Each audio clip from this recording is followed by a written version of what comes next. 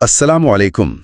آج ہم ایک ایسی عظیم شخصیت کی زندگی پر تفصیلی بات چیت کر رہے ہیں جن کا نام اسلامی تاریخ میں سچائی، سادگی اور دنیا سے بے رغبتی کی ایک پہچان ہے، حضرت ابو ذر غفاری رضی اللہ عنہ۔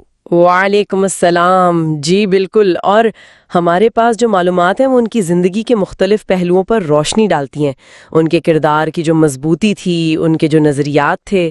تو ہمارا مقصد ہے کہ ان معلومات کی روشنی میں ان کے پورے سفر کو سمجھیں، خاص طور پر وہ دور جب وہ اسلام سے پہلے حق کی تلاش میں تھے، پھر اسلام لانے کا فیصلہ اور وہ ثابت قدمی اور زہد جو ان کی خاص پہچان بنا۔ بالکل، یہ ذرائع ہمیں بتاتے ہیں کہ وہ کیسے اصولوں پر ڈٹے رہنے والے اور دنیاوی چیزوں سے بالکل آپ کہہ لیں بے نیاز انسان تھے۔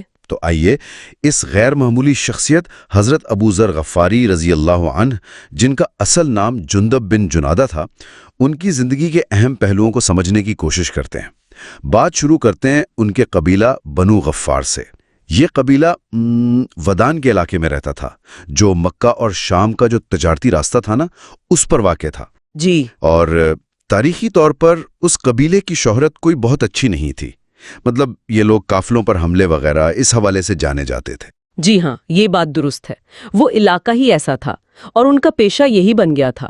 تو حیرانی کی بات یہ ہے کہ ایسے ماحول میں پرورش پانے والے حضرت ابو ذر رضی اللہ تعالیٰ عنہ اسلام لانے سے کافی پہلے ہی نہ صرف بت پرستی سے بیزار تھے، بلکہ اپنے قبیلے کے ان طریقوں کو بھی ناپسند کرتے تھے۔ بالکل، ہمیں یہی پتہ چلتا ہے کہ ان کے اندر ایک فطری ناگواری تھی اس دور کے عرب معاشرے کی جو رسومات تھیں، خاص طور پر شرک، بت پرستی۔ وہ سمجھتے تھے کہ زندگی کا مقصد کچھ اور ہے، کچھ اونچا ہے۔ تو یہ صرف ماحول سے بیزاری نہیں تھی، مطلب ایک تلاش تھی؟ جی، ایک مثبت تلاش تھی سچائی کی، وہ حق کی جستجو میں تھے۔ اچھا، تو ان تک نبی اکرم صلی اللہ علیہ وسلم کی خبر کیسے پہنچی؟ یہ بھی بڑا دلچسپ واقعہ ہے۔ ہاں، وہ ان کے بھائی تھے انیس رضی اللہ تعالیٰ عنہ، وہ شاعر تھے۔ وہ کسی کام سے مکہ گئے ہوئے تھے، جب واپس آئے تو انہوں نے حضرت ابو ذر رضی اللہ تعالیٰ کو بتایا کہ بھئی مکہ میں ایک شخصیت ہے جو کہتے ہیں کہ وہ اللہ کے نبی ہیں، اچھی باتوں کی تعلیم دیتے ہیں، اخلاق کی بات کرتے ہیں، اور وہ جو کلام سناتے ہیں نا، وہ شاعری نہیں ہے لیکن دل پر بہت اثر کرتا ہے۔ تو یہ بات حضرت ابو ذر کے لیے ایک اشارہ بنی۔ بالکل، جیسے ان کی وہ جو تلاش تھی نا، اسے ایک سمت مل گئی۔ انہوں نے فوراً فیصلہ کیا کہ نہیں، میں خود جاؤں گا مکہ اور پتہ کروں گا کہ اصل حقیقت کیا ہے۔ سنی سنائی بات پر اعتبار نہیں کیا۔ یہ ان کی طبیعت کو ظاہر کرتا ہے کہ تحقیق کرنی ہے۔ جی بالکل۔ اب اس وقت مکہ جانا، خاص طور پر اس نیت سے، یہ تو بہت خطرناک رہا ہوگا۔ قریش تو سخت مخالف تھے۔ بہت زیادہ۔ وہ کسی بھی اجنبی کو، خاص طور پر جو نبی اکرم صلی اللہ علیہ وسلم کے بارے میں جاننا چاہتا ہو، اسے شک کی نگاہ سے دیکھتے تھے۔ تو حضرت ابو ذر بہت احتیاط سے چھپتے چھپاتے مکہ پہنچے۔ وہاں پہنچ کر بھی مشکل ہوئی ہوگی نبی اکرم صلی اللہ علیہ وآلہ وسلم تک پہنچنے میں۔ جی ہاں، کئی دن وہ کوشش کرتے رہے، کسی سے پوچھ بھی نہیں سکتے تھے کھل کر، ماحول ہی ایسا تھا۔ پھر حرم کعبہ میں ان کی ملاقات ہوئی حضرت علی رضی اللہ عنہ سے۔ اچھا۔ حضرت علی رضی اللہ عنہ اس وقت نوجوان تھے لیکن بہت سمجھدار تھے۔ انہوں نے پہچان لیا کہ یہ کوئی مسافر ہیں، پریشان لگ رہے ہیں، تو عرب کی جو مہمان نوازی کی روایت ہے نا، جی، اس کے مطابق وہ انہیں اپنے گھر لے گئے۔ 3 دن تک ان کی خوب خدمت کی، لیکن پوچھا نہیں کہ کون ہو، کہاں سے آئے ہو، کیوں آئے ہو۔ کمال ہے۔ تیسرے دن جب مہمان نوازی کی مدت پوری ہونے لگی، تب پوچھا کہ آپ کے آنے کا مقصد کیا ہے۔ حضرت ابو ذر نے بھی احتیاط کی، پہلے ان سے امان اور رازداری کا وعدہ لیا۔ صحیح۔ جب حضرت علی نے وعدہ کیا، تب انہوں نے بتایا کہ میں اس نبی سے ملنے آیا ہوں جن کا شہرہ سنا ہے۔ حضرت علی نے فرمایا، آپ بالکل صحیح جگہ آئے ہیں، فکر نہ کریں، کل میں آپ کو ان کے پاس لے چلوں گا۔ تو اگلی صبح پھر وہ نبی اکرم صلی اللہ علیہ وسلم کی خدمت میں حاضر ہوئے۔ जी, हजरत अली रजी अल्लाह ताला उन्हें लेकर गए बहुत एहतियात के साथ।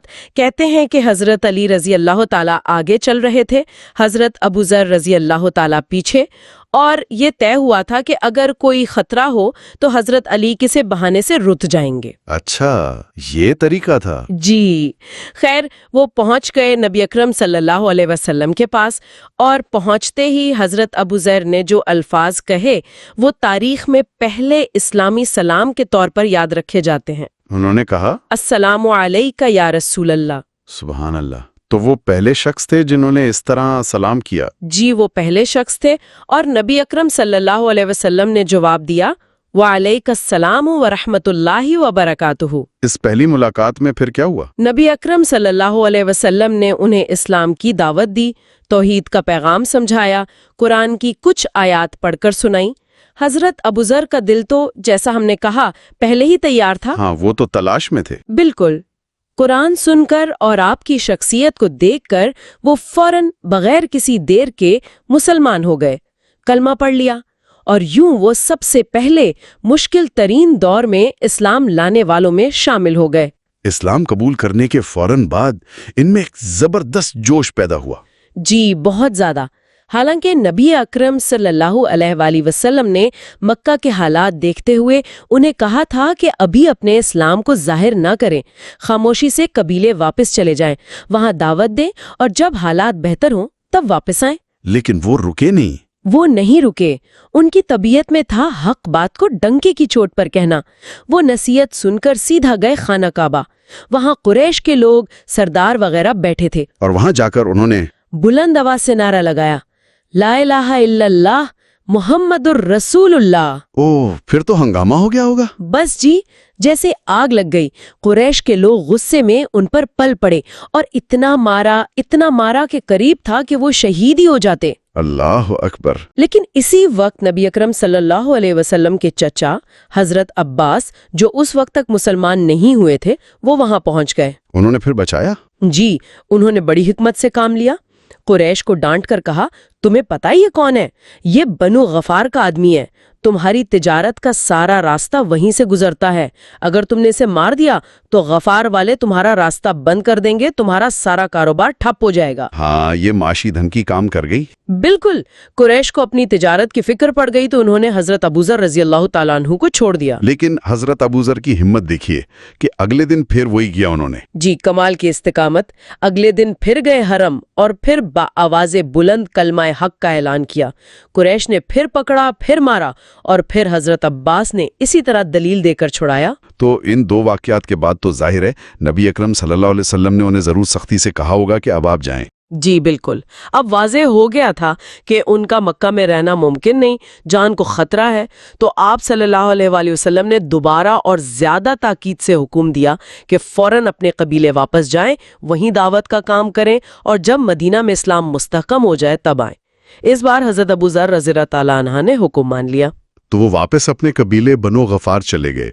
वहां दावत का काम कैसे शुरू किया? वहां पहुंचकर सबसे पहले अपने घर वालों को दावत दी। उनके भाई अनीस और उनकी वालदा ने फौरन इस्लाम कबूल कर लिया। माशाल्लाह, ये तो बड़ी कामयाबी थी। जी, पहली कामयाबी घर से ही मिली। फिर उन्होंने अपने कबीले में दावत फैलानी शुरू की, और उनकी कोशिशों से कबीले के तकरीबन आधे लोग मुसलमान हो गए। आधा कबीला, ये भी बहुत बड़ी बात है इस दौर में। जी हाँ, खास तौर पर उस कबीले के पस मंजर को देखते हुए। जो बाकी आधे थे, उन्होंने कहा कि हम अभी देखते हैं, जब आपके नबी मदीना हिजरत कर जाएंगे और वहां उनका दीन मजबूत हो जाएगा तो हम भी आ जाएंगे। अच्छा, उन्होंने इंतजार किया। जी, और फिर ऐसा ही हुआ। जब नबी अकरम सल्लल्लाहु अलैहि वसल्लम मदीना तशरीफ लाए, इस्लाम को वहां ताकत मिली, तो बनु गफ्फार के बाकी लोग भी मुसलमान हो गए। नबी अकरम सल्लल्लाहु अलैहि वसल्लम को यकीनन बहुत खुशी हुई होगी। बहुत ज्यादा। और आपने उनके लिए दुआ भी फरमाई, ग़िफ़ारुन ग़फ़रल्लाहु लहा, यानी कबीला ग़िफ़ार, अल्लाह उनकी मग़फ़िरत फरमाए। ये उनके लिए बहुत बड़ा शरफ था। हजरत अबू ज़र रज़ियल्लाहु ताला अन्हु खुद कब मदीना आए फिर मुस्तकिल तौर पर? वो काफी अरसे तक, यानी जंगे बदर, ओहद और खंदक के बाद तक वहीं अपने कबीले में रहें। वहां नए मुसलमानों को दीन सिखाते रहें, दावत देते रहें। ان جنگوں کے بعد پھر وہ مستقل طور پر مدینہ آ گئے اور پھر ہمیشہ نبی اکرم صلی اللہ علیہ وسلم کے ساتھ رہے۔ وہ اصحاب صفہ میں بھی شامل تھے۔ اچھا، اصحاب صفہ میں بھی، یعنی بالکل خود کو دین کے لیے وقف کر دیا تھا۔ جی بالکل، مسجد نبوی کے چبوترے پر رہتے تھے، سارا وقت علم اور عبادت میں گزرتا تھا۔ اب آتے ہیں ان کی شخصیت کے ان خاص پہلوؤں پر جن کی وجہ سے وہ اتنے ممتاز ہیں۔ سب سے پہلے تو ان کی سچائی۔ ہاں جی، سچائی۔ وہ صادق اللہجہ مشہور تھے، یعنی سچ بولنے والے۔ ان کی سچائی تو اتنی مشہور تھی کہ خود نبی اکرم صلی اللہ علیہ وسلم نے ان کے بارے میں فرمایا، اور یہ حدیث ان کی عظمت کی دلیل ہے۔ ما ازلت الخضراء ولا اقلت الغبراء من ذی لہجۃ اصدق من ابی ذر، یعنی نیلے آسمان کے نیچے اور زمین کے اوپر ابو ذر سے زیادہ سچا کوئی نہیں۔ کوئی نہیں۔ یہ گواہی تو بس کافی ہے۔ واقعی غیر معمولی بات ہے۔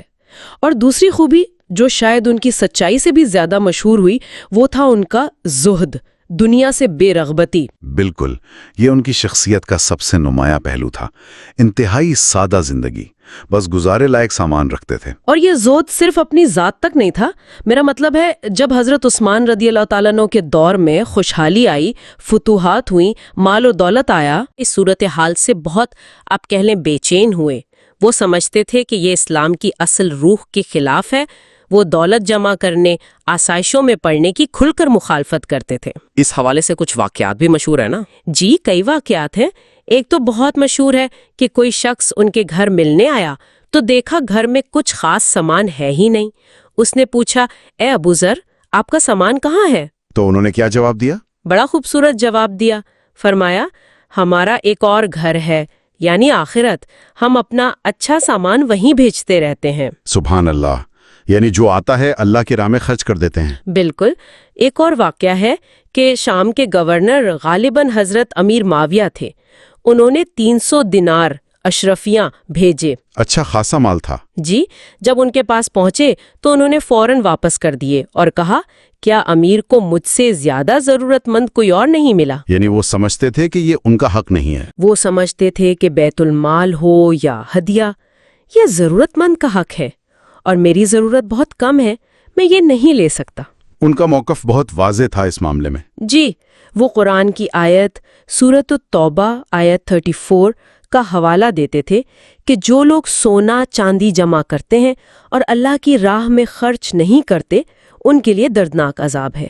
وہ سمجھتے تھے کہ ضرورت سے زیادہ جو بھی مال ہے وہ کنز یعنی خزانہ ہے، جس پر یہ وعید ہے۔ اسی نقطے پر ان کا کچھ دوسرے صحابہ سے اختلاف بھی ہوا؟ جی ہاں، کچھ اختلاف رائے پیدا ہوا۔ اسی وجہ سے اور ان کی جو سخت تنقید تھی دولت جمع کرنے پر، تو حضرت عثمان رضی اللہ کے دور میں باہمی مشورے سے یہ طے پایا کہ وہ مدینہ سے کچھ دور ربضہ نامی جگہ پر چلے جائیں تاکہ کوئی فتنہ نہ پیدا ہو۔ تو وہ ربضہ منتقل ہو گئے؟ جی، اور اپنی زندگی کے آخری سال وہیں گزارے، بالکل تنہائی میں سادگی سے عبادت کرتے ہوئے۔ اور وہیں سن 32 ہجری میں حضرت عثمان کے دور خلافت میں ان کا انتقال ہوا۔ ان کی وفات بھی بالکل ان کی زندگی کی طرح ہی تنہائی اور سادگی میں ہوئی۔ جی، اور اس تنہائی کی موت کے بارے میں بھی نبی اکرم صلی اللہ علیہ وآلہ وسلم نے پہلے ہی بتا دیا تھا۔ اچھا، وہ کیا واقعہ تھا؟ غزوہ تبوک کے موقع پر حضرت ابو ذر رضی اللہ تعالی عنہ کا اونٹ کمزور تھا، تو وہ لشکر سے پیچھے رہ گئے، لیکن ہمت نہیں ہاری، سامان اپنی پیٹھ پر لادا اور پیدل ہی چل پڑے۔ اکیلے؟ بالکل اکیلے۔ جب وہ لشکر کے قریب پہنچے تو صحابہ نے دور سے ایک سایہ دیکھا۔ نبی اکرم صلی اللہ علیہ وآلہ وسلم نے فرمایا، کن ابو ذر، یہ ابو ذر ہو۔ جب پہچانے گئے تو آپ صلی اللہ علیہ وآلہ وسلم نے فرمایا، رحم اللہ ابا ذر یمشی وحدہ ویموت وحدہ ویبعث وحدہ۔ اللہ اکبر، یعنی اللہ ابو ذر پر رحم کرے، وہ تنہا چلتا ہے، تنہا ہی مرے گا، اور قیامت کے دن تنہا ہی اٹھایا جائے گا۔ اور پھر ایسا ہی ہوا۔ وہ ربضہ کے ویرانے میں فوت ہوئے۔ پاس صرف اہلیہ اور ایک خادم تھے۔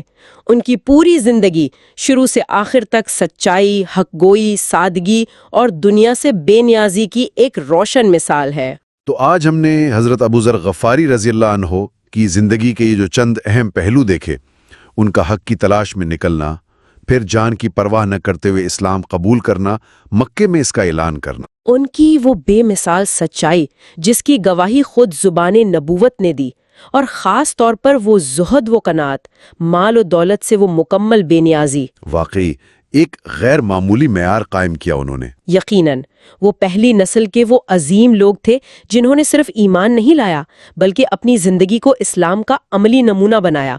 ان کی زندگی کا ہر پہلو، چاہے وہ سچ بولنے کی ہمت ہو، مال سے بے رغبتی ہو، اللہ پر توکل ہو، آج بھی ہمارے لیے مشعل راہ ہے۔ وہ ہمیں سوچنے پر مجبور کرتے ہیں کہ اصل کامیابی کیا ہے، اصل اقدار کیا ہیں۔ بالکل۔ اور یہ گفتگو میرے خیال میں سننے والوں کے لیے ایک اہم سوال چھوڑ جاتی ہے۔